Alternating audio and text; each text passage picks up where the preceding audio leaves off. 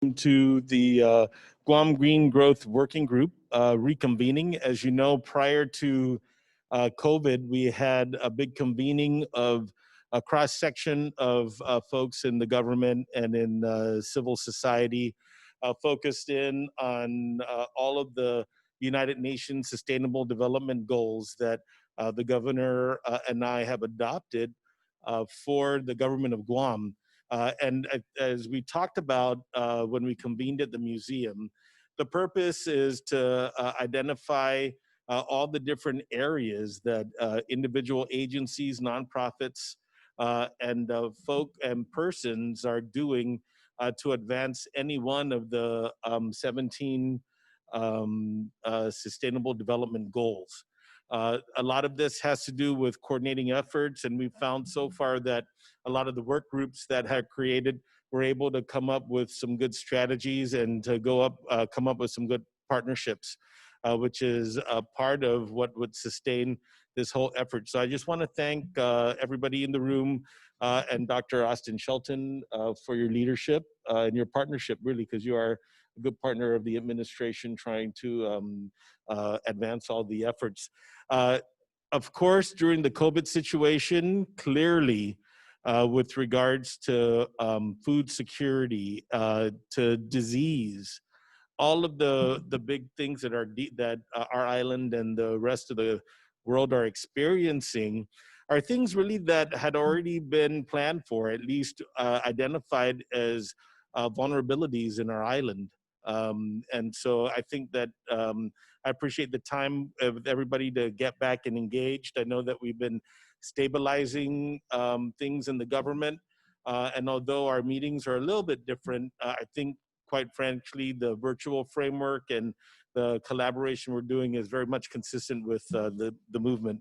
And so I do want to welcome everybody. And at this point, I will pass it on we're going to go ahead into some updates, and I'll pass it on to Dr. Austin Shelton.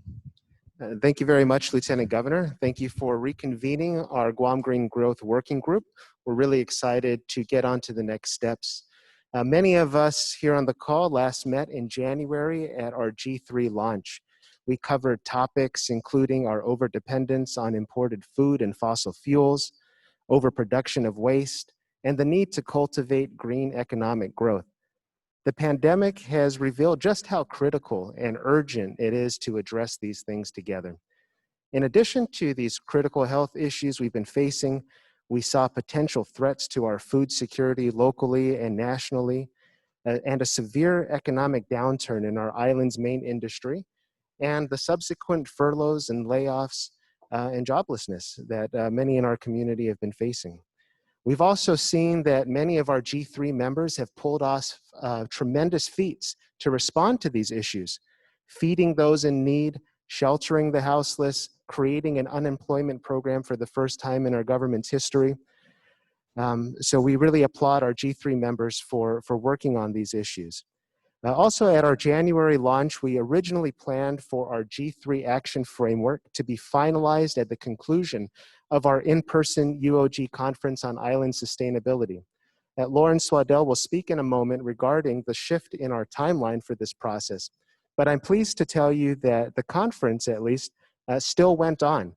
Thanks to the leadership of our co-chairs by the University of Guam President Thomas Kreis and Governor Lulian Guerrero, the annual UOG conference on island sustainability became a 7-week virtual conference series, and we reached over 16,000 people from 81 countries, states, and territories, truly demonstrating that Guam is at the global forefront of the sustainability movement.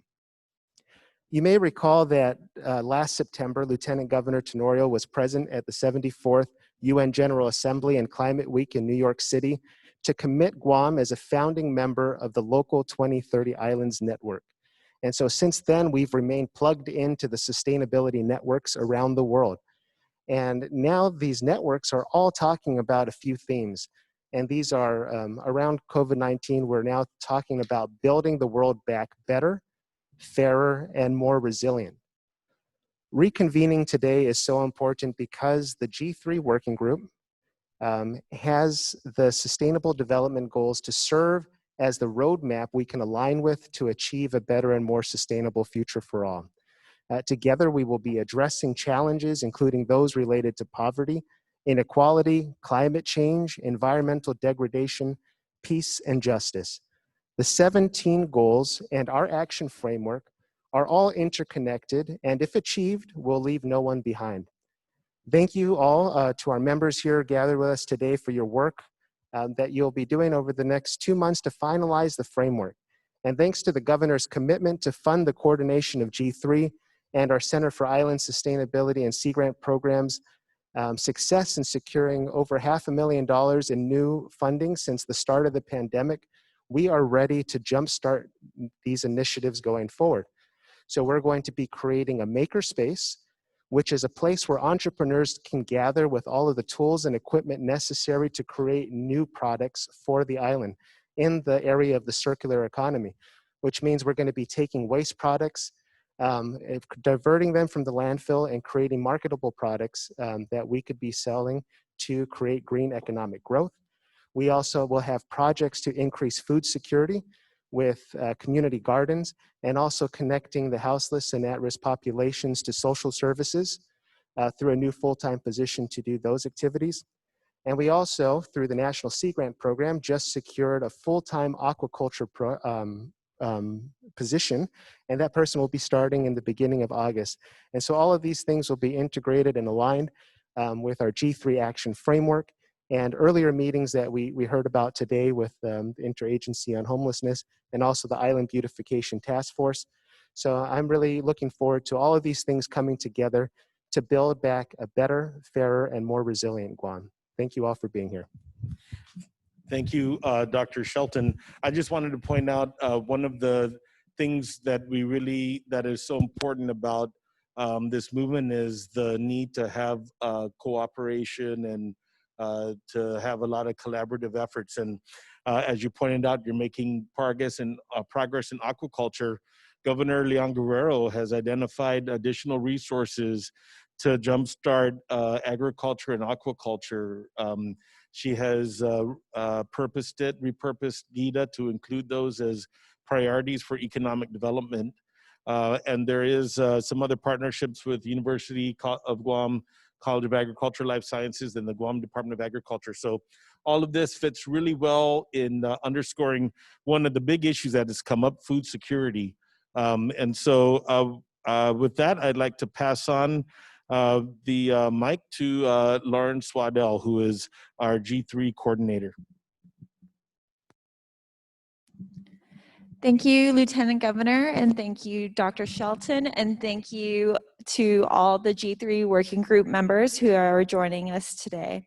I'd first like to recap the effort that was put in by this working group from the start of our launch all the way until the first draft of the frameworks were submitted by each team.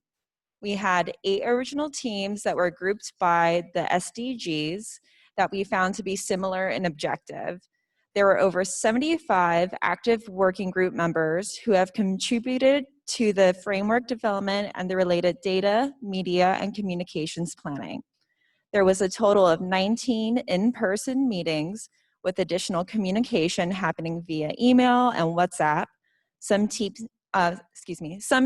met weekly, others bi-weekly, and even formed subgroups to really focus in on their objectives. I have compiled each team's G3 framework drafts into the G3 Master Framework Compilation Spreadsheet, which all the G3 working group members should have received via email this week. If you review that spreadsheet, you could see where there were some intersections in actions and goals across teams. For instance, improving and greening public transportation, which was brought up by 3 different teams, and incorporating supplemental curriculum or other programs into our schools related to the Sustainable Development Goals. You can also see some great examples of what we anticipate the finished product to look like. The best example is from Team 6, who focused on climate action.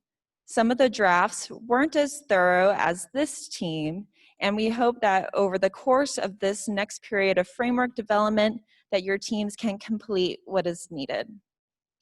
The teams have been reorganized since review of the framework drafts because there were some obvious connections that needed to be made to streamline some of the discussions and efforts listed. You could see how the different groups had similar objectives in the G3 framework proposed goals and actions document. So we are going from 8 teams down to 6. Also, because of the reorganization, there are new team leads. And just as a reminder, the team leads are the main working group members who are facilitating and coordinating each team meeting. The new teams and team leads are Healthy and Prosperous Communities, led by Lola Leon Guerrero and Melanie Mendiola. Educated, Capable, and Compassionate Island, led by John Fernandez and David De La Sola. Sustainable Homes, Utilities, and Transportation, led by Rebecca Respicio and Brent Weesey. Thriving Natural Resources, led by Evangeline Lujan and Fran Castro.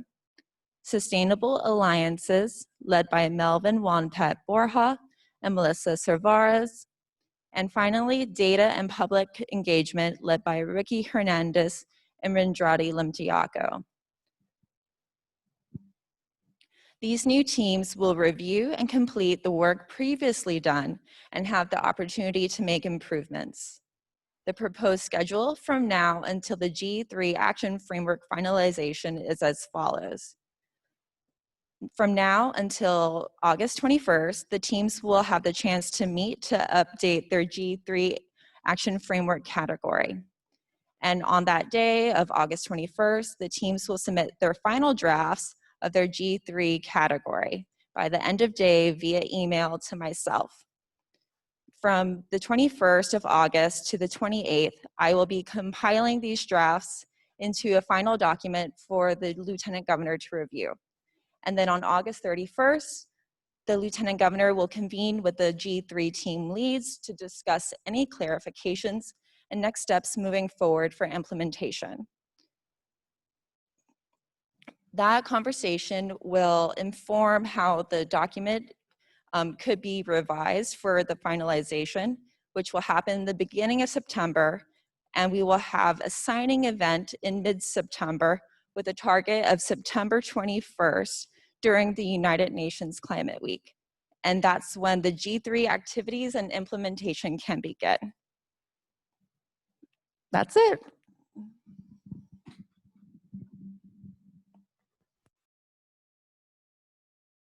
Thank you, Lauren, for all of the work that you've been doing and for really being very meticulous. And really, I think it's very difficult to keep tabs on 75 people organized in all sorts of committees and still trying to get to what are the outcome that we're desiring. And again, the outcome really is coming up with very reasonable and tangible, realistic goals that we can pursue as a government and aligned with civil society. And now I'd like to pass it on now to Trina Liberer. Did I get that? Liberer? Yeah, you did. All right. I'm online. Yeah, thank you, Lieutenant Governor. You did get that correct. We thought that it would be good just to give the new team leads an opportunity, if they have been thinking about how they might be adapting some of the targets given the COVID-19 conditions and given some of the change in context that Dr. Shelton laid out earlier. So I offered to facilitate this session, or this bit, if there are any of the team leads that would like to share any adapting they've been doing to their targets, or any thoughts they've had given the kind of the changing context in Guam and in the world. And if you want, you can put up your hand in the chat box, or you can feed questions in the chat box, whatever is easiest for people.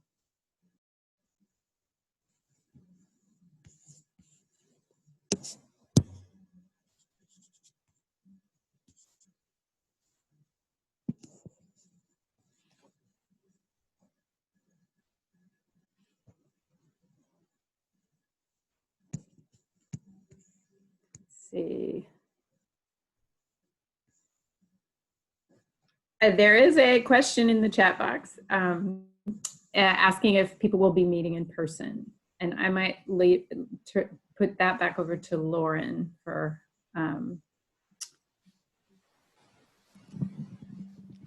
So it seems like the best way to move forward would be to meet virtually, or however we could be socially distant and still be safe.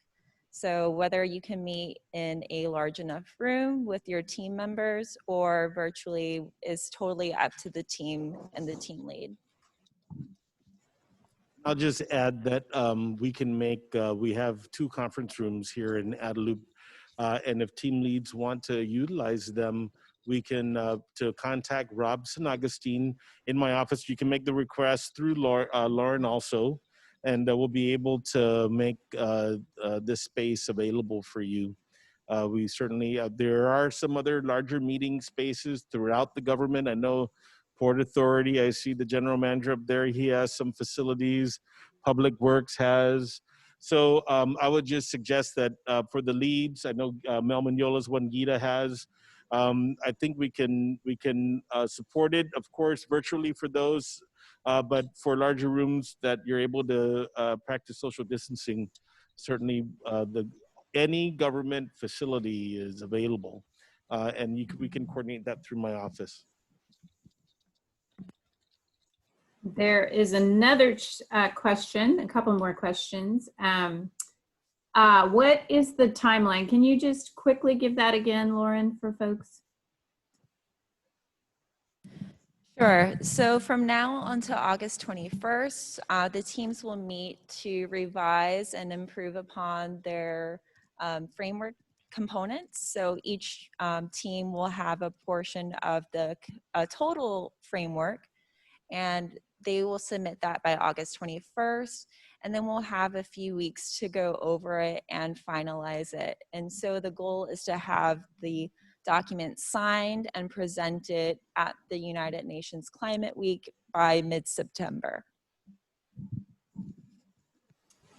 Thanks. And we have a question from Vanjie Lujan, the co-chair of the Natural Resource Group. Vanjie? So, thank you. I had a comment and a question. So, on the comment, under climate change, I know that we had talked about disease as being a big factor in climate change. I know most people think of the weather and the impact of the weather causing issues on climate change, but really the vectors of disease is a very big thing. And the experiences that we've just had has made it very obvious for our committee to really look at some of those things. And so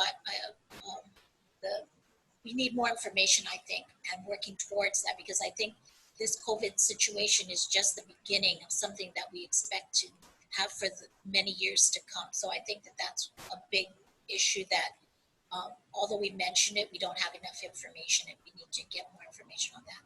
The second thing is on these new groups, how do we know what the groups are? Because I never got information on that. So, like, which ones did you combine? How will we find? Will you let us know? Thanks, Vanjie. Great comment on the shifting context of diseases based in climate change impacts. Lauren, do you want to handle the second question? Sure. So if you did not receive the list of the new group members by team, I will send that out to everyone today. So the Climate Action Working Group has been dispersed throughout the other teams because we agreed that climate action is something that should be addressed in all of the teams, and it shouldn't be a standalone. And we have oh, sorry, Vanjie. And we have another question on, are the organization, is the scheduling for each of the group meetings going to be determined by the group lead?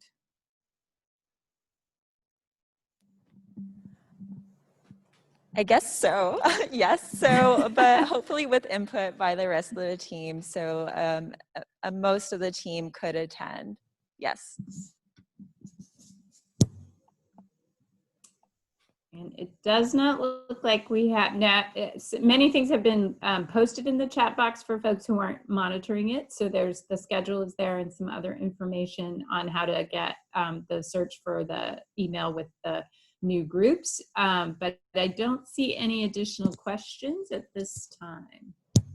Hey, Vanjie, I just wanted to add to, I guess we have two, other than COVID, but we have two experiences that kind of underscore what Vanjie is talking about. The first one is dengue fever. And as Yes, you know, the environmental changes going through the region and the world has caused outbreaks in many countries that hadn't had this level of infection in quite a long time. And then the long-standing one in our region is tuberculosis, and the high prevalence of tuberculosis in the outer islands, including here on Guam, all affected in many ways by what Vanjie is talking about. So I just wanted to kind of underscore that. There is one of the change agents, Vanjie, over at Public Health is Chima, who right now, though, is in charge of the surveillance effort for COVID. But in particular, he is from that TV program, and there's been a lot of technology that they've been pushing in. He's had some good test cases, and the other thing I'd say is, I guess, there's an organization called Pacific Island Health Officers Association, PIHOA, that federal government does use as a conduit to push funds in, but really as a collective have been quite effective in some of the work trying to push back on TB and other things. So I do think that definitely, Vanjie, this is an area, and there are, I think there are probably a bunch of people, some subject matter experts over at Public Health that are starting to normalize all their operations in the various programs. So I would encourage you to reach out and include them. in our initial meeting, we invited Ann Levitsky, and so she wants to be engaged in this because she recognizes the connection between disease and what's going on through climate change and now natural resource impacts.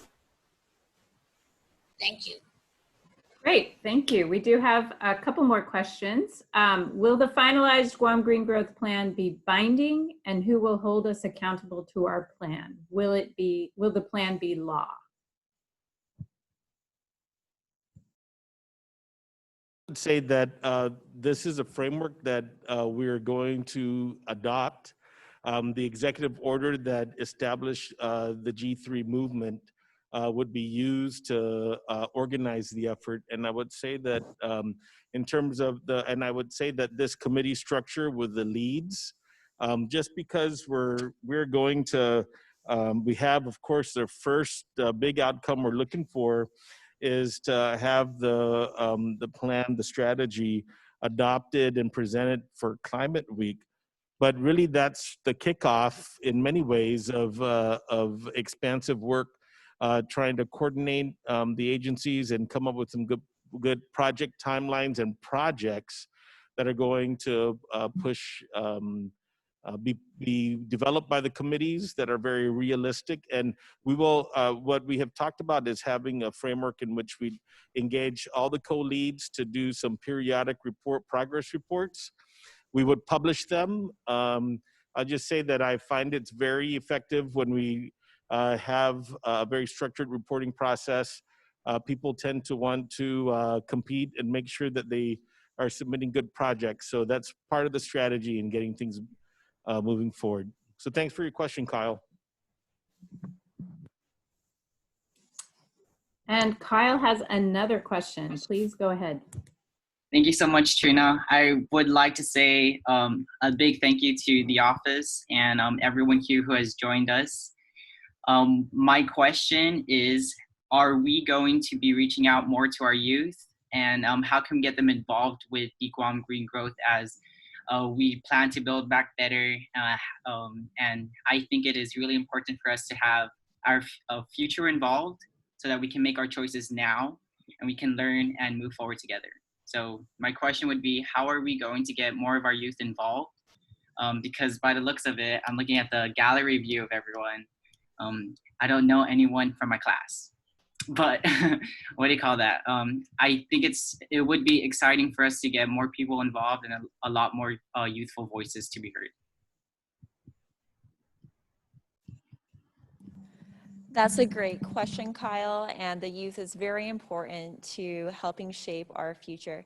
So the Center for Island Sustainability has partnered with Micronesia Climate Change Alliance to have the Kulu program for emerging climate leaders, and you are a part of that team as well. We had to put some of it on hold because of the pandemic, and we are trying to find ways to have that program progress.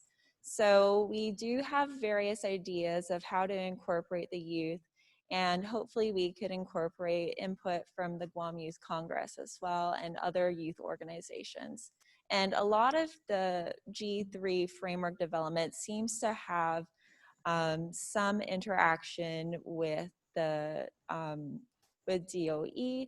So there's going to be a lot of curriculum that might be developed to supplement what the youth currently has. So there will be some interaction, and we look forward to your insight and input on how to further engage the youth, because you are the youngest member in our working group. So you would have a lot to help inform on that topic. Thank you, Kyle. I just wanted to add that I think also there's another organization I've talked to, the Tourism Education Council, which actually, these are clubs in the schools.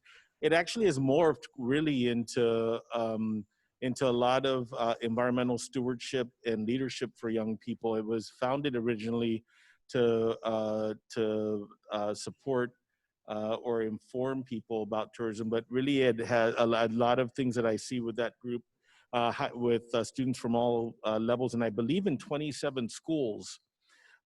They've been able to do some great work in environmental stewardship.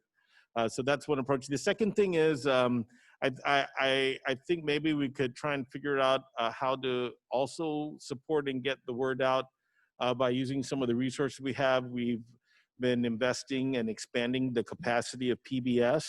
So there might be some programming and perhaps some campaigns that we can cooperate and coordinate.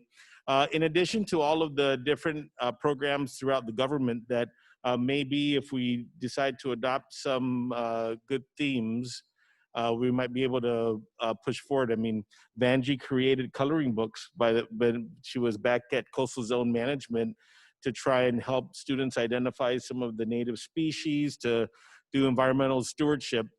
Same thing at agriculture. And years past, there have been different things that have been done. So I think that we can try and coordinate those resources and really consult with folks on how best to present that. I think there's a lot of, when I've been speaking to kids, a lot of interest on the environment and stewardship and leadership. And I think Kyle's point's pretty good. And I think you're right, having, I know John Fernandez is going to be looking at the education part, but we also have service learning opportunities. And many times people are looking for structured service learning opportunities in this realm. And that's another thing I think we can add to the table. Thank you so much. Is it possible if I could speak a little bit, Trina? Sure. Sorry. Thank you so much, Lieutenant Governor and Lawrence Waddell. And being a part of the Kulu program has been very helpful for us to connect with other youth on Guam. I would also like to point out that my brother was a part of the WAVE program, which was the Welcoming All Visitors Enthusiastically Club. And during those times, he learned more about tourism, but at the same time, I think as we plan to move forward, bringing our economy back and building back better, I do believe that we have are the only opportunity now to think about ways that we can diversify our economy and for us to move forward so that our people are not left behind, so that we have a just transition for not only the workforce now, but future generations. And I think that a great way for us to have youth engagement is not just through service learning opportunities or reaching out to them through organizations, but actually having them in this space for them to interact with us, for them to listen to our ideas, for them to voice their concerns.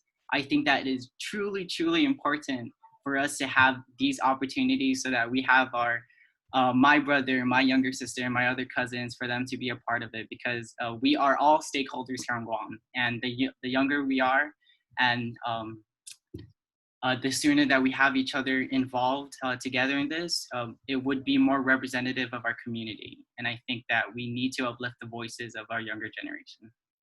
So thank you so much for the opportunity, guys, and I really appreciate it. Thanks, Kyle.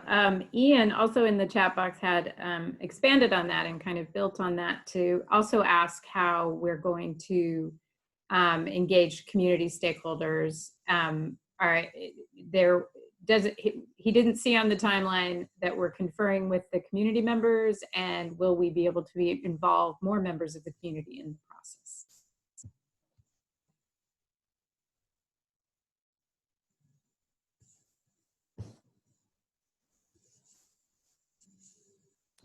Lauren or Lieutenant Governor, I'm not sure, or Austin, did somebody want to answer that?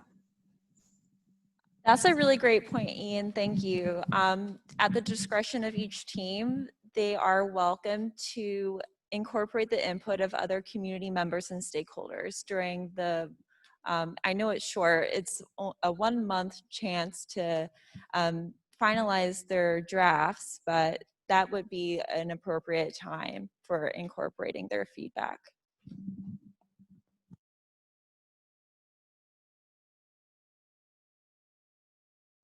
And it does not look like there are more questions unless others want to just speak up, but it doesn't seem to be any more questions in the chat.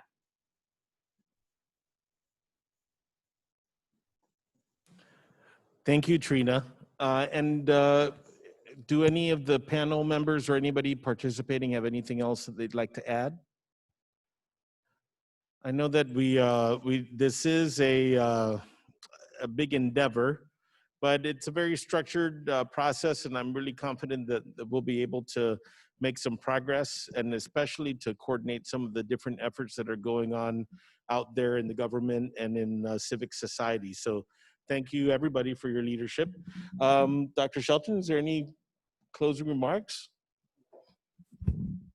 I just want to thank everybody again for participating with us today, and looking forward to all the work that we're going to be doing together to build back Guam better, more resilient, and fairer, in alignment with the United Nations Sustainable Development Goals. And please reach out to Lauren or myself if there's any questions that you have about the process along the way. And our G3 team at the University of Guam and our Center for Island Sustainability will be standing by to assist in this process and ensure its success going forward to build our sustainable future. Thank you, everybody. All right, thank you. And then for our purposes, I believe the next meeting we will have as a group will be August 24th, right? I think that's what I saw. Lauren will correct me soon if I'm. And you're right, the 31st will be the team lead meeting. The 24th, there's a work product that is due that we're going to be reviewing internally. I believe that 21st. All right. So until then, we'll look forward to all your efforts. Thank you so much for everything you're doing out there. I truly appreciate your volunteerism and all of you who've been voluntold, but really counting on your enthusiasm to bring this forward. Again, please stay safe, practice the social distancing. Thank you also for the tremendous efforts getting our island into a very much better place in the world dealing with the COVID situation than nearly every other place I can think of. So thank you very much for all of your time.